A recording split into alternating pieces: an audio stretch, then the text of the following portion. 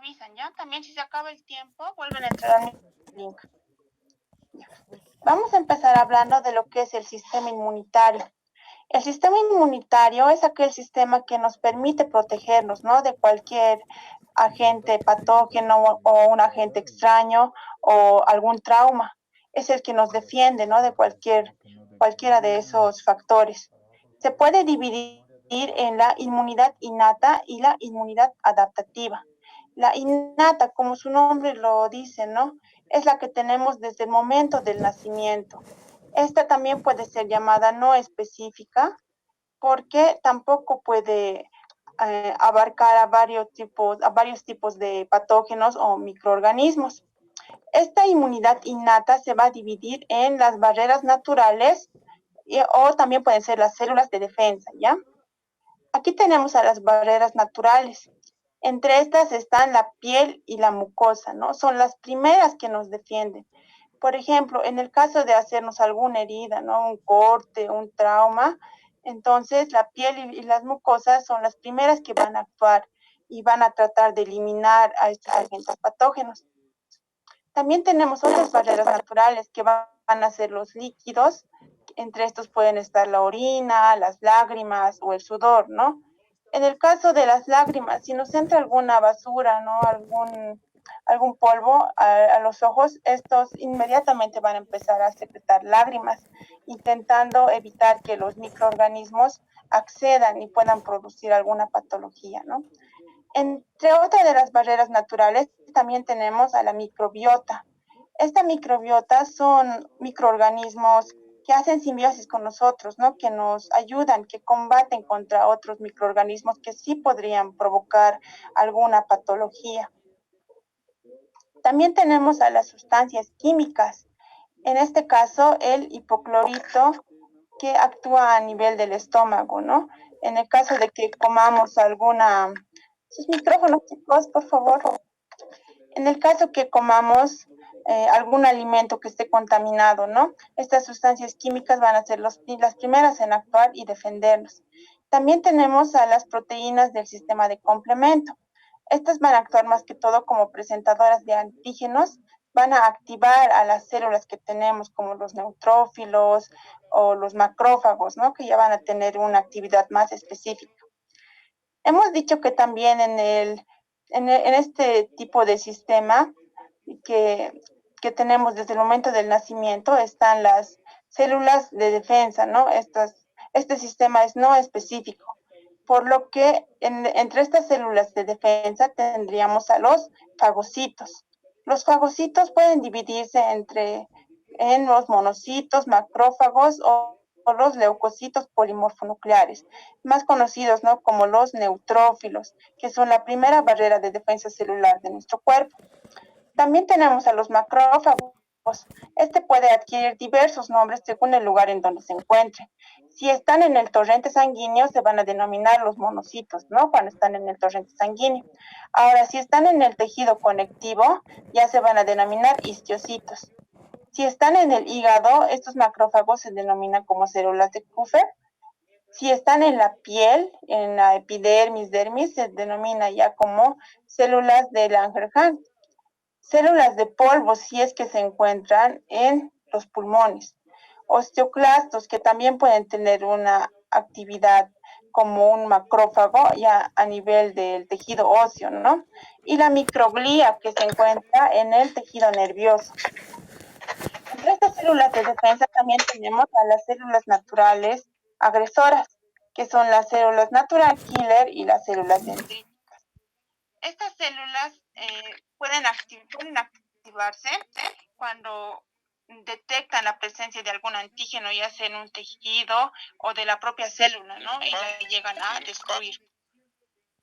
También tenemos la inmunidad adaptativa. Esta inmunidad adaptativa ya la vamos adquiriendo con el paso del tiempo, ¿no? Cuando ya vamos siendo expuestos a diversos patógenos, entonces estas ya se van a especializar para combatir contra estos. Entre estas tenemos a los anticuerpos y a los linfocitos. Los anticuerpos, tenemos 5 variantes, ¿no? Como nosotros la conocemos como inmunoglobulina G, inmunoglobulina A, inmunoglobulina M inmunoglobulina D y la inmunoglobulina E. Estas se van a especificar según el lugar en donde se encuentran o según el agente patógeno al que son expuestas, ¿no? Por ejemplo, la inmunoglobulina G se van a encontrar en enfermedades crónicas y se caracteriza porque atraviesa la placenta. La inmunoglobulina A, esta nos interesa mucho, ¿no? Se encuentra a nivel de las mucosas, como en la cavidad bucal, también en las secreciones, como la leche, las lágrimas o la saliva también. La inmunoglobulina M, esta se presenta o se activa más que todo en las infecciones agudas, van a ser las primeras en aparecer. También van a activar al sistema de complemento, ¿no? Para que se produzca la fagocitosis. También tenemos a la inmunoglobulina D. Estas más que todo actúan como receptores de membrana. Van a estar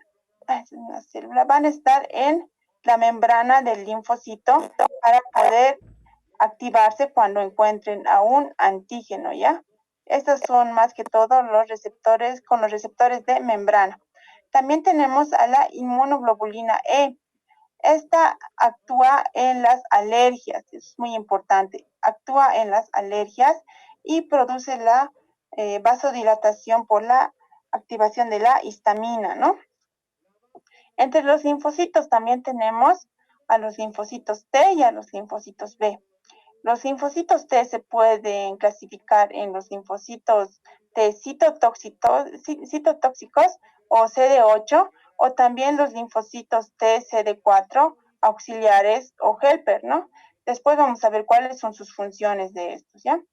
También tenemos a los linfocitos B, que una vez que son activados, se convierten en células plasmáticas. Y estas células plasmáticas van a ser las que produzcan estas inmunoglobulinas que ya las hemos visto, ¿no? Que son los anticuerpos. Ahora, ¿cómo se van a activar estos linfocitos B para que se conviertan en células plasmáticas? Van a necesitar la ayuda de estos linfocitos T CD4, que son los auxiliares, ¿no? O helper. Estos linfocitos T CD4, una vez que puedan distinguir la presencia de algún antígeno, entonces van a llegar a activar a estos linfocitos B.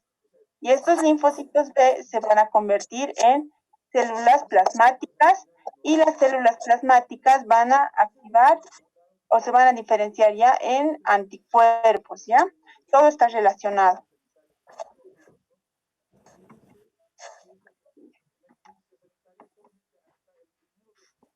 También podemos tener en esta inmunidad adaptativa a la inmunidad humoral y a la inmunidad celular, ¿no?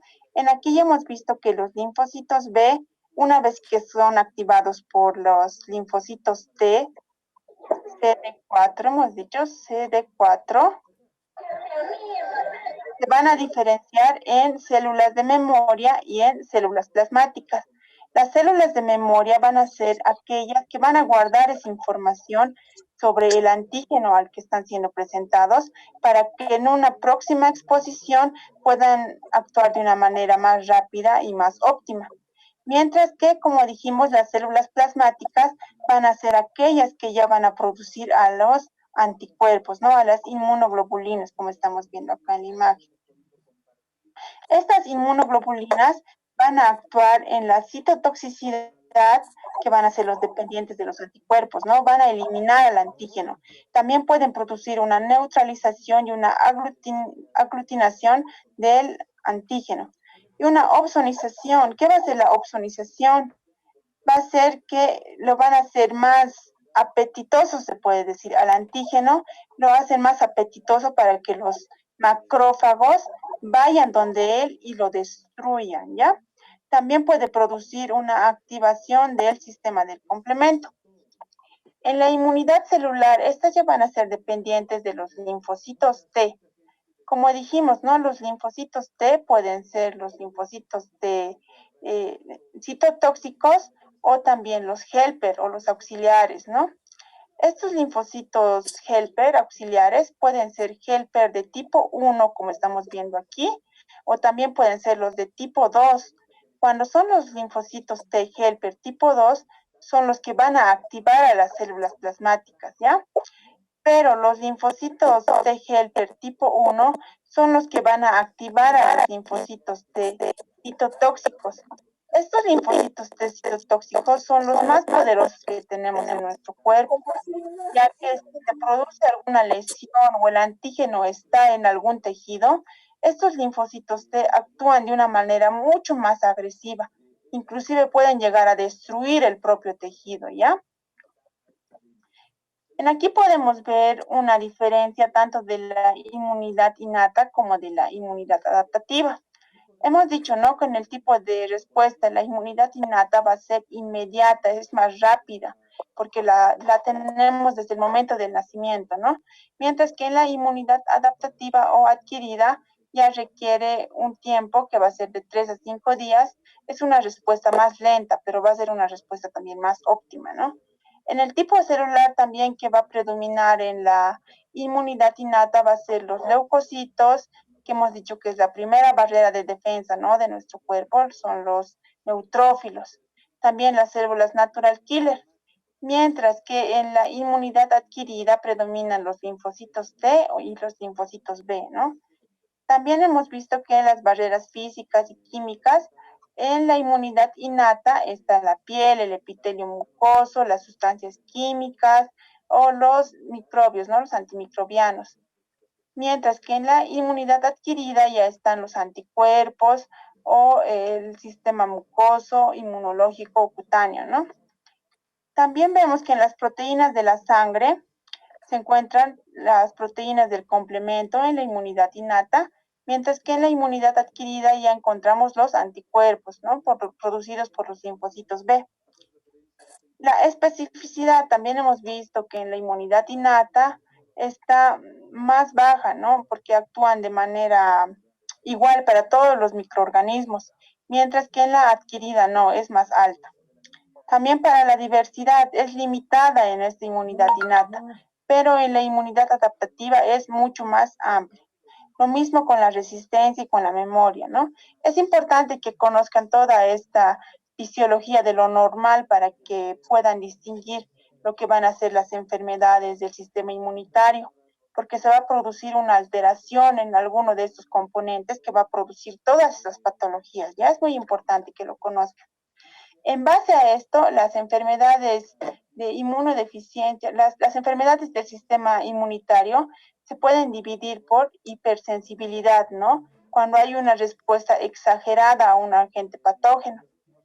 Pero también puede haber algún fallo en este sistema inmune en donde ya no reconozca sus propias células. Es decir, que nuestro cuerpo se va a atacar a sí mismo. En ese aspecto se producen las enfermedades autoinmunes, ¿ya? También las enfermedades por deficiencia inmunitaria. Esta ya se produce cuando tenemos una deficiencia, ¿no?, en alguna de estas células o que producen ya la patología. También tenemos la amiloidosis. Esta la vamos a ver al final, es un caso especial, ¿ya? Tenemos aquí a la hipersensibilidad. Hemos dicho que va a ser una respuesta exagerada, ¿no?, a algún agente patógeno. Estos pueden ser de cuatro tipos, de tipo 1, tipo 2, tipo 3 y tipo 4. La tipo 1 va a ser una respuesta inmediata y va a estar predominantemente producida por la inmunoglobulina E. Es lo que nosotros comúnmente denominamos como alergia, ¿no? Unos ejemplos clásicos que se puede tener de hipersensibilidad de tipo 1 puede ser la conjuntivitis por radiación, ¿no?, cuando nos vemos expuestos al sol, también por algún alimento, como por ejemplo el maní, o también puede ser alguna alergia a cualquier tipo de alimento, ¿no?, a la leche y demás. Asma por el polen o por algún otro agente patógeno que va a actuar ya a nivel del sistema respiratorio. También la gastroenteritis alérgica, ¿no? ¿Cómo va a suceder este cuadro de hipersensibilidad? Aquí tenemos a la célula B, ¿no?, que tiene sus receptores para el antígeno. En el caso de el polen, por ejemplo, el polen, una vez que lo respiramos, ya va a entrar a nuestro tracto respiratorio. Y a este alérgeno ya se lo va a denominar como un antígeno. Ya va a ser el antígeno. Una vez que este tenga contacto con la célula B, este va a ser presentado a la célula T, al linfocito T, ¿no? Hemos dicho al linfocito T. Este linfocito T helper, también lo hemos mencionado que activaba, ¿no?, a la célula B para que ésta se pueda convertir en un plasmocito. ¿Y qué va a hacer el plasmocito? El plasmocito va a segregar, ¿no?, las inmunoglobulinas, en este caso inmunoglobulina E. Esta inmunoglobulina E ya va a estar sensibilizado cuando haya una segunda exposición al alérgeno, en este caso el polen. Este ya se va a activar y ya va a producir la liberación de histamina, ¿no? Y la histamina produce la vasodilatación y ya todo el cuadro alérgeno que se puede ver. Es así como se produce la hipersensibilidad de tipo 1. Ahora, esta hipersensibilidad de tipo 1 puede ser de dos tipos, atopia o una anafilaxia. Atopia es cuando se produce ya a nivel local, es localizado. Por ejemplo, en la urticaria, ¿no?, donde vemos en aquí algunas ronchas o pápulas eritematosas que están localizadas al área expuesta al alérgeno. También puede ser un angioedema, una dermatitis de pañal, estomatitis a la canela o estomatitis a la amalgama. Ya va a ser más localizado, solo el área expuesta al alérgeno o al antígeno se va a ver afectado. Mientras que en la anafilaxia ya se van a ver comprometidos varios sistemas, no solamente este lugar, puede ser el sistema respiratorio, el sistema cardiovascular, el sistema nervioso, y este ya puede ser bastante severo, ¿no?, que puede comprometer ya la vida del paciente, llegando a un shock anafiláctico. Entre las características clínicas que podemos ver en la anafilaxia puede ser una broncoconstricción, una hipersecreción, una vasodilatación generalizada y finalmente puede llegar a un shock anafiláctico donde ya compromete la vida del paciente, ¿no?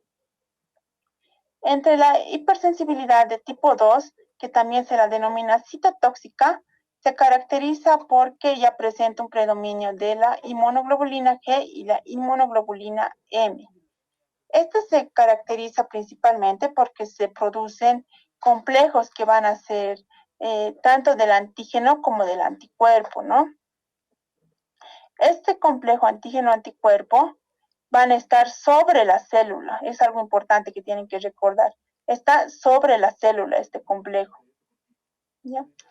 Y normalmente estos son eliminados, ¿no? Pero en este caso ya se produce una alteración en donde el macrófago, como vemos aquí, el macrófago ya ataca este complejo antígeno-anticuerpo que está acá y junto a la célula ya lo fagocita, se produce ese tipo de destrucción. Unos claros ejemplos que podemos ver de este tipo de hipersensibilidad tenemos a las transfusiones, ¿no? Cuando ya existe alguna alteración en el complejo antígeno-anticuerpo de estos glóbulos rojos, entonces el macrófago ya llega a destruir. Es por eso que se producen estas alteraciones al momento de hacer las transfusiones de sangre. Otro ejemplo que podemos ver es la eritroblastosis fetal. Esta se caracteriza cuando el niño, por ejemplo, este puede ser su tipo de sangre puede ser RH positivo y el de la madre puede ser RH negativo, por lo que va a llegar a desconocer a este tipo de antígenos, entonces ya intenta destruirlo, ¿no?, por medio de los macrófagos o las células del sistema fagocitario, y ahí se produce la patología. También tenemos a la anemia hemolítica, a la enfermedad de Wood-Pasteur, a la miastenia grave y a la enfermedad de Graves-Basedow. Aquí ya podemos ver más detallado a estas enfermedades. En la enfermedad de Wood-Pasteur se caracteriza porque este complejo de antígeno-anticuerpo que están sobre las células se van a encontrar en los alvéolos y en los riñones, produciendo patología a nivel de estos dos órganos, ¿ya? Mientras que en la miastenia gravis, este complejo de antígeno-anticuerpo se va a localizar ya a nivel de los receptores de acetilcolina. Al momento de formarse al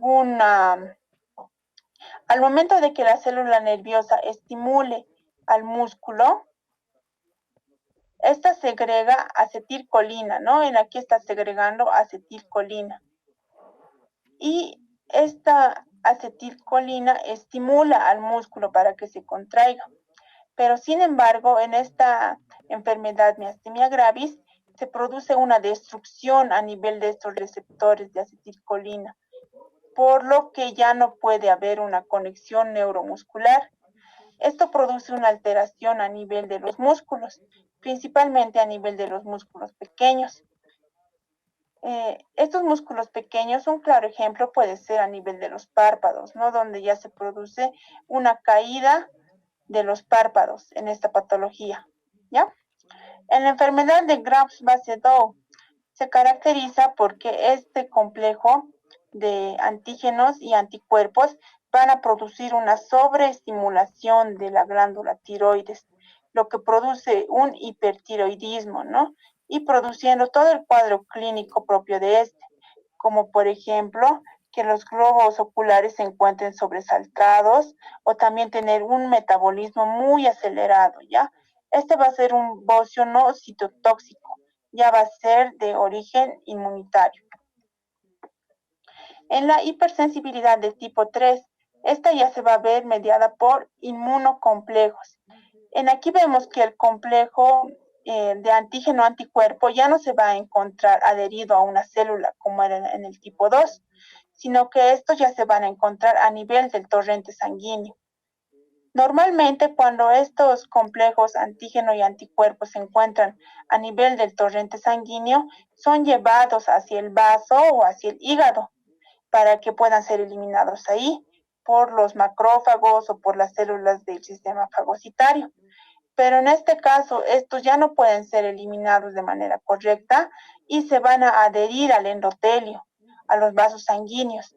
Y es ahí donde los macrófagos o los neutrófilos se van a activar y van a tratar de destruir a estos antígenos, por lo que se va a producir una liberación o una lesión a nivel tisular, a nivel de los vasos sanguíneos, ¿ya? Unos claros ejemplos de este tipo de hipersensibilidad pueden ser la enfermedad del suero, la reacción de Artus o la enfermedad de Genoch-Shortlein, ¿no? O también púrpura trombocitopénica. Todas estas se caracterizan porque van a estar a nivel de los vasos sanguíneos, ¿ya? En el caso de la enfermedad del suero, por ejemplo, se utiliza algunos sueros, en este caso puede ser de un suero equino de los caballos contra antídotos para algunos venenos. Y si este se le inyecta a un paciente como un antídoto después de la mordedura de una serpiente, como por ejemplo, ¿no? Entonces, después de un tiempo se puede llegar a producir algunas alteraciones a nivel de los vasos sanguíneos superficiales. Aquí vemos, ¿no? Pequeñas pápulas, eritemas, son producto de esta reacción de hipersensibilidad, ¿ya? Ahora, en la reacción de Artus, esta ya va a ser a nivel localizada, solamente en el lugar en donde se produce el contacto con el antígeno se llega a producir este eritema y es más localizado. Mientras que en la enfermedad del suero ya es más generalizado, ¿ya? En la enfermedad de Genoch-Shortlein también se lo denomina como púrpura trombocitopénica, ¿no? Ya la vasculitis o la alteración vascular se produce por una extravasación de color púrpura, ¿eh? A nivel de la piel, ya va a ser más generalizada, ¿ya? En la hipersensibilidad de tipo 4, esta va a ser un tipo de hipersensibilidad más retardada, ¿ya? En donde el antígeno, al tener contacto con las células de tipo linfocitos T, ya se van a producir tras una primera exposición, van a estimular a que ésta se llegue a sensibilizar. Y después de una segunda exposición ante el antígeno, ya se produce un reclutamiento de fagocitos a nivel local. ¿Ya? Es a nivel local esto, principalmente. Entre estos tenemos a la hipersensibilidad retardada de tipo tuberculina. También tenemos a la hipersensibilidad granulomatosa y a la hipersensibilidad por citotoxicidad. El ejemplo más contundente y más claro es el de tipo tuberculina, ¿no? Donde se le inyecta al paciente esta prueba contra la tuberculosis para ver si reacciona. Y al lapso de unos 4 o 5 días se puede ver cómo el área en donde se ha inyectado este antígeno se observa más rojo o se puede ver todos los signos claros, ¿no? de un tipo de hipersensibilidad. También tenemos a las enfermedades autoinmunes. Estas enfermedades se producen por una falla en la tolerancia que tenemos en nuestro cuerpo. ¿Qué va a ser la tolerancia? La tolerancia es la capacidad que nuestro cuerpo tiene de tolerar, como se diga, ¿no? Como se puede decir, de tolerar a nuestras propias células y de no atacarlas. Entonces, al haber una falla en la tolerancia, nuestro cuerpo destruye a nuestras propias células, reconocen a nuestras propias células y generan los anticuerpos contra nuestras células, por lo que se produce ya las enfermedades autoinmunes, ¿no? Y es una patología. Entre estas enfermedades podemos mencionar al lupus eritematoso sistémico. Su etiología no es muy clara, incluso ahora se llega a discutir mucho, puede ser por causa genética o también por la exposición a algún químico, radiación o por algún trauma. En este caso se produce que en nuestra célula se llega a destruir por algún trauma, ¿no? Hemos dicho un trauma o por algún agente genético, y todos los componentes intracelulares de esta célula llegan al exterior, al espacio extracelular, ¿no? La histona, puede ser el DNA, todo eso. Entonces, los linfocitos T llegan a reconocer a estos componentes intracelulares, ya los reconocen como un agente patógeno. Entonces, activan a los linfocitos B para que produzcan anticuerpos contra estos. Entonces, nuestros linfocitos B ya van a producir varios anticuerpos contra los componentes intracelulares que tenemos. Entonces, se producen anticuerpos antihistona, anti-RNA, antinucleonares, ¿no? Todos los componentes internos que tenemos en nuestras células. En la clínica del lupus eritematoso sistémico, el más claro ejemplo que tenemos es el eritema malar, ¿no? Un eritema en alas de mariposa que se produce a nivel de las mejillas, ¿no? Y que llega a pasar por el puente de la nariz, ¿no? También tenemos a los linfocitos T en banda, un eritema discoide que ya es más localizado. También estas personas pueden presentar fotosensibilidad, úlceras orales, ¿no? Que es la característica que nos podemos ver a nivel bucal. También pueden presentar artritis o trastornos renales como una glomerulonefritis, o también trastornos neurológicos, trastornos hematológicos, y lo más importante, que se produce la endocarditis de Lippmann-Sachs, ¿no? Que son como verrugas que se producen a nivel de las válvulas del corazón. Esta enfermedad, el lupus, generalmente se presenta en mujeres más que en varones, ¿no?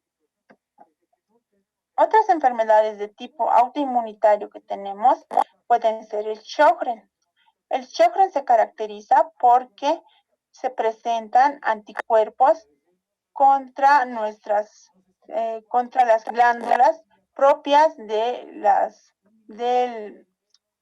contra las glándulas propias para la secreción, ¿no? de saliva, o también para la secreción de lágrimas, por lo que se presenta la queratoconjuntivitis seca, ¿ya? Es decir, que va a haber una sequedad a nivel ocular y una sequedad a nivel de la lengua, ¿no? De la boca. Vemos en aquí que la lengua tiene un aspecto de papilado, está brillosa, un aspecto de lengua del oro, ¿no? Como la llama el doctor. También tenemos entre estas enfermedades autoinmunitarias a la artritis reumatoide, donde nuestros anticuerpos van a atacar, ¿no? A todos los componentes de las articulaciones, principalmente de las articulaciones pequeñas. En este caso vemos cómo han llegado a destruir el menisco articular, por lo que ya va a producir las malformaciones a nivel de las articulaciones, ¿no? Estas deformidades. Otro ejemplo que tenemos de enfermedades autoinmunes puede ser la esclerodermia, donde se presenta una piel acartonada, brillosa y con escaso movimiento, sin pliegues.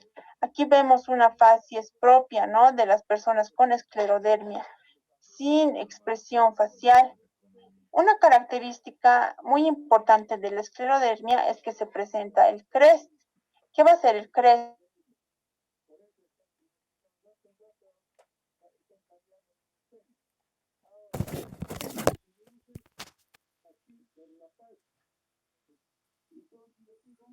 Este tema es bastante largo y nos hemos quedado en la esclerodermia, ¿ya? Esta patología se caracteriza porque presenta la piel acartonada, ¿no? Sin pliegues, en acá sin pliegues, y una facies propia, ¿no? Donde existe una facies sin expresión.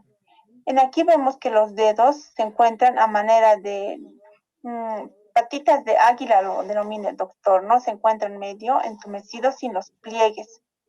Una característica también importante de la esclerodermia es que se presenta el CREST. ¿Qué va a ser el CREST? El CREST es la abreviatura de todos estos signos que se presentan. Como la C tenemos a la calcinosis, ¿no? La calcinosis va a ser el depósito de sales de calcio en la piel, principalmente en las manos. También tenemos al fenómeno de Raynaud.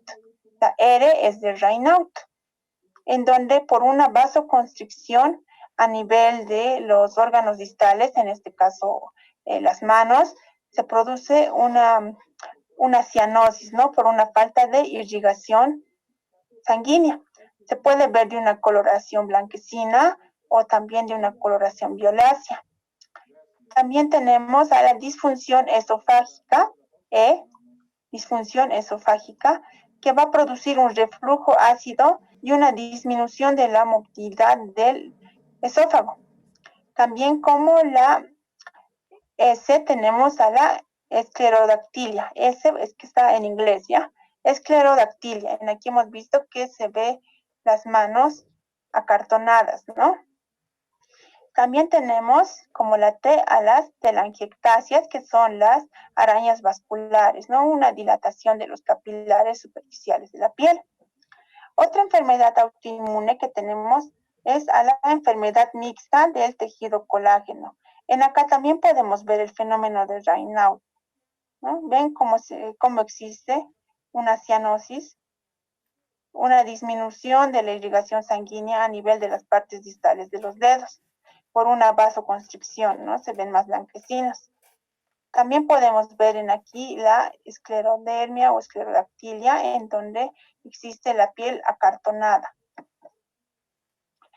Otra enfermedad autoinmune que tenemos es el eritema multiforme. Este se caracteriza por presentar a lesiones cutáneas a manera de tiro de escopeta, ¿no? Vemos en aquí como se ve dos círculos en todas las lesiones. A este eritema multiforme también se le conoce como síndrome de Stevens-Johnson. Este también se presenta en las manos, también se puede presentar a nivel bucal, en el oído en este caso, ¿no? También tenemos al pénfigo. Esta enfermedad autoinmune se caracteriza por un desprendimiento del epidermis sobre la dermis y se va a llegar a producir lesiones, en este caso son ampollas, ¿no? Y una vez que estas expulsan el líquido seroso al exterior, ya se producen las úlceras. También tenemos a la estomatitis aftosa. Esta puede ser de 3 tipos, puede ser menor, mayor o herpetiforme. Cuando es menor son pequeñas, no localizadas en varias partes de la cavidad bucal, pero estas llegan a sanar en el lapso menor a una semana. Sin embargo, cuando ya es mayor, van a ser pocas las lesiones que se producen, pero estas se llegan a curar por completo ya en el lapso de un mes, ya va a ser más grave, ¿no? El cuadro clínico. Mientras que en la herpetiforme va a estar relacionado con el virus del herpes, ¿no? Y va a tener varios cuadros de recurrencia. Cada cierto tiempo vuelven a aparecer pequeñas aftas en toda la cavidad bucal. También tenemos a la epidermólisis ampollosa. Esta ya es una enfermedad bastante grave, es autoinmune, en donde ante cualquier trauma mínimo, el roce puede ser de algún objeto, como inclusive una almohada, puede llegar a producir ampollas en el cuerpo.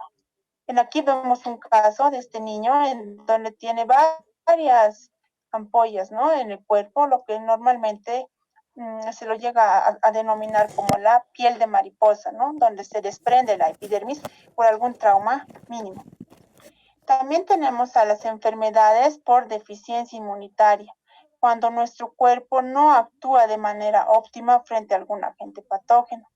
Estas pueden ser primarias, que ya son genéticas, o secundarias, ya por alguna enfermedad que adquirimos en la niñez, en la adolescencia, o por algunos otros factores. Entre las primarias tenemos a la gamma globulinemia ligada a X. Esta se caracteriza porque se presenta en el cromosoma XQ21 y 22 y presenta un déficit de linfocitos B y plasmocitos por la ausencia de tirosinasa.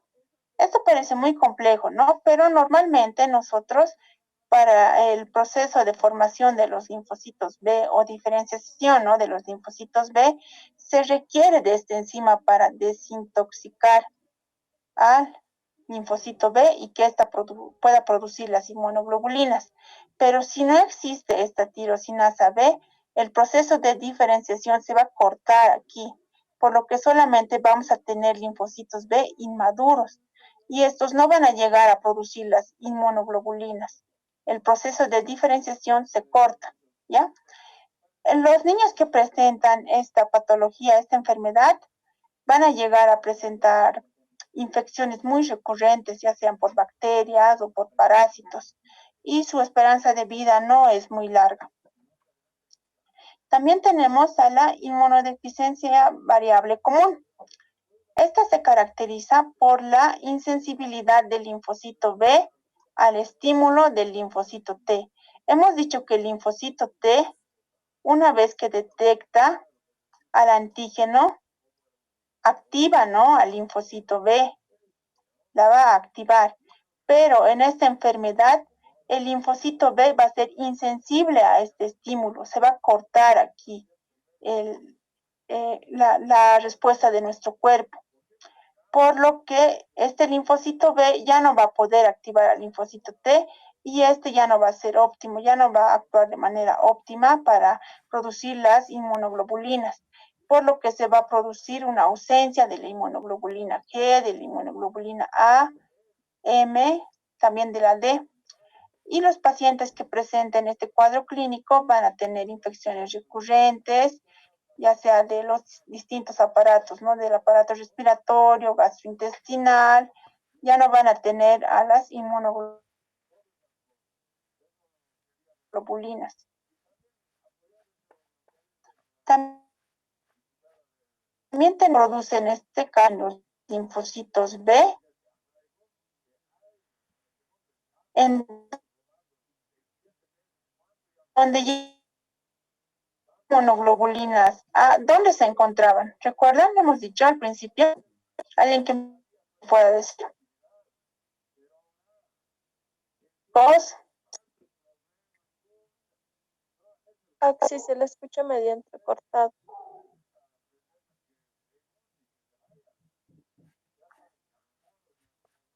¿No se escucha bien? Ahora sí.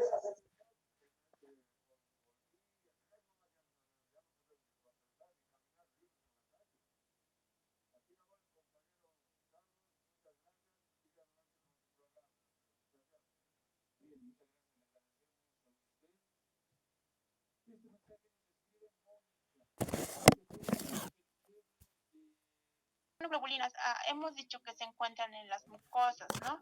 Y al haber esta alteración en los linfocitos B, ya no van a producir estas inmunoglobulinas, por lo que se producen constantemente infecciones a nivel del tracto gastrointestinal o de todo aquello que tenga que ver con las mucosas, ¿ya?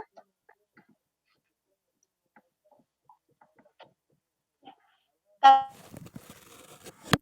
tenemos al síndrome de hipergamaglobulinemia de los linfocitos B, que van a producir mucha cantidad de inmunoglobulina E, ¿ya? También tenemos al síndrome de DiGeorge. Este se caracteriza porque presenta una aplasia tímica, es decir, que el timo no va a estar completamente desarrollado, inclusive va a estar ausente el timo. ¿Y cuál es la función del timo? La función del timo es la de producir la maduración, ¿no?, de los linfocitos T. Y al haber una ausencia del timo, también va a haber una ausencia de los linfocitos T, ¿ya? Esto también nos lleva a un cuadro de hipotiroidismo. También tenemos a la inmunodeficiencia combinada grave. Este ya se produce por un déficit de va a desintoxicar y al haber una ausencia de esta enzima, los linfocitos B ya van a estar ausentes, van a estar inmaduros, por lo que normalmente estos pacientes se los conoce como los niños burbuja, donde ya no tienen ningún tipo de defensa contra los antígenos por bacterias o por parásitos, y su esperanza de vida va a ser bastante corta, ¿ya? También tenemos al síndrome de Wiskott-Aldrich. Este síndrome se caracteriza por presentar grandes cantidades de inmunoglobulina A e inmunoglobulina E y reducidas cantidades de inmunoglobulina G e inmunoglobulina M. Es decir, que va a haber una alteración a nivel de los linfocitos B.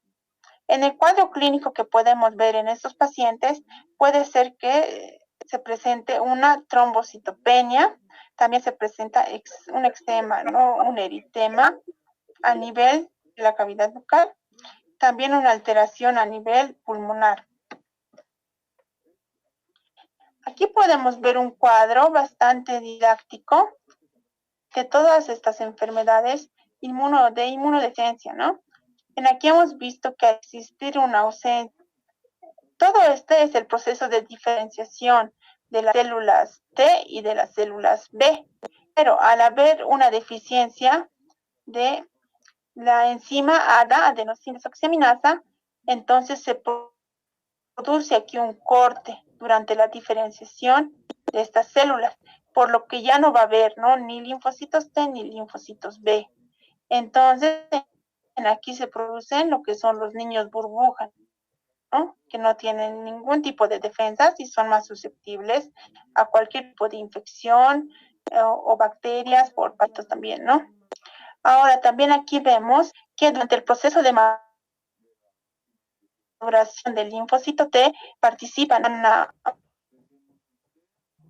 donde van a madurar los linfocitos T. Hemos dicho que había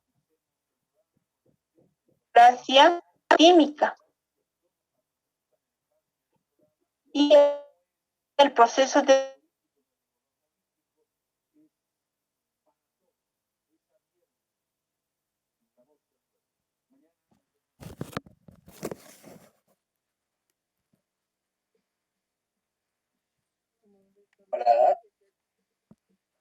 Sí, corta, cortado, sí.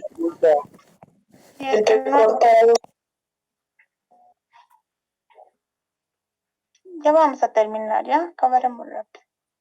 También hemos visto que en la línea de diferenciación de los linfocitos B también se puede producir alguna alteración, ¿no? En el caso de la agamaglobulinemia se produce un corte a nivel de esta diferenciación, de este proceso de diferenciación, donde ya la célula B no va a llegar a producir a las inmunoglobulinas, no se produce un corte a este nivel. Otra patología que hemos visto es que cuando está durante la fase de inmunoglobulina M o una célula B con este tipo de inmunoglobulina se puede producir un corte en donde ya no puede llegar a producir ni la G, ni la A, ni la E. Solo produce M. ¿Ya? Este es un cuadro bastante didáctico, más fácil de entender. Se pueden tomar captura y van a poder entender todas las inmunodeficiencias primarias. Entre las secundarias tenemos a la desnutrición severa, ¿no? En donde por una falta de alimento, de proteínas, ya no puede llegar a producir el paciente todos los anticuerpos, ni las células T, ni las células B para combatir a los agentes patógenos, ¿no? También tenemos a las neoplasias terminales, que por la quimioterapia tampoco pueden llegar a producir. También tenemos al VIH, en donde el virus ya ataca a nivel de los linfocitos CD4 y estos ya no van a poder activar a los linfocitos B. Y es ahí donde se produce la inmunodeficiencia. La amiloidosis. Este es un caso muy especial de enfermedad inmunitaria en donde se produce depósitos de material amiloide en algunos órganos. Este material amiloide se produce por proteínas, ¿ya?